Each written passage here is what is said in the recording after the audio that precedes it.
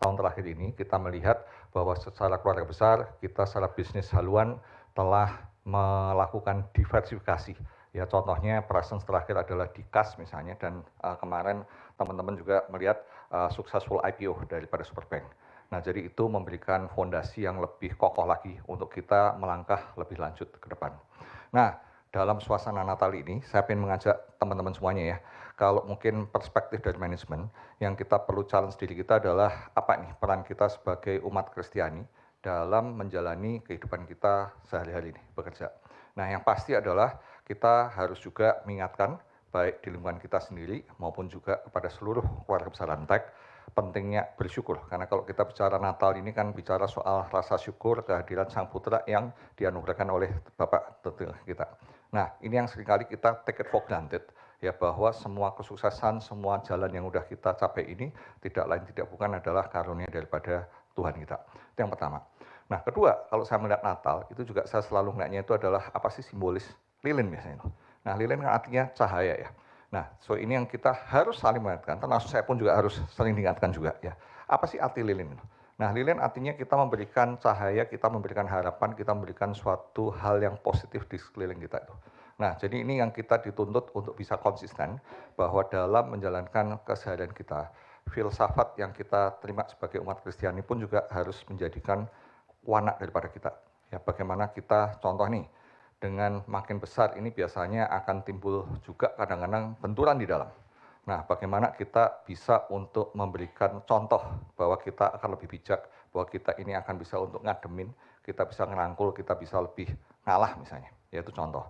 Nah, contoh lain adalah tadi, di tengah tadi bicara soal challenges yang ada, bagaimana kita sebagai lilin juga bisa memberikan pemikiran, terobosan, support ya, sehingga pada akhirnya tadi fundamental-fundamental yang kita harus bangun itu akan makin tumbuh pesat.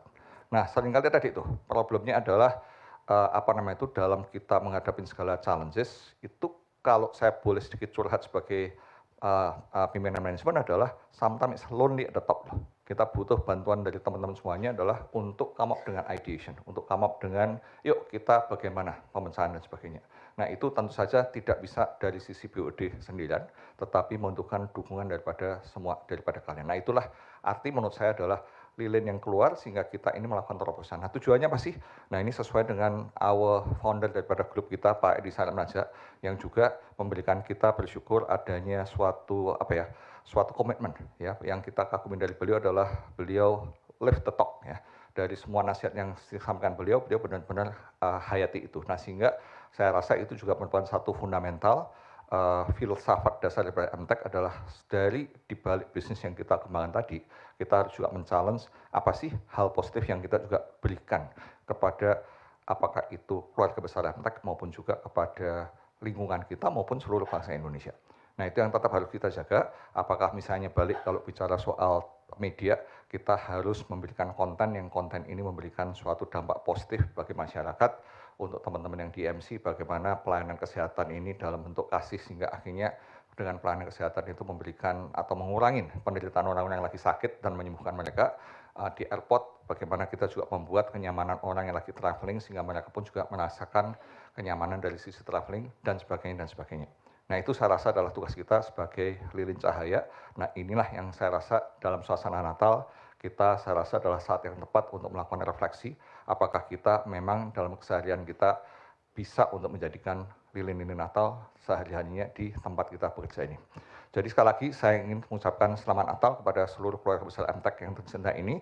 Kita bersyukur pada Tuhan dan bahwa kita bisa melalui tahun 2025 dengan baik, dan kita harapkan berkatnya yang melimpah selalu untuk mendampingi kita untuk memulai lembaran baru di tahun 2026 ini. Ya, terima kasih. Shalom.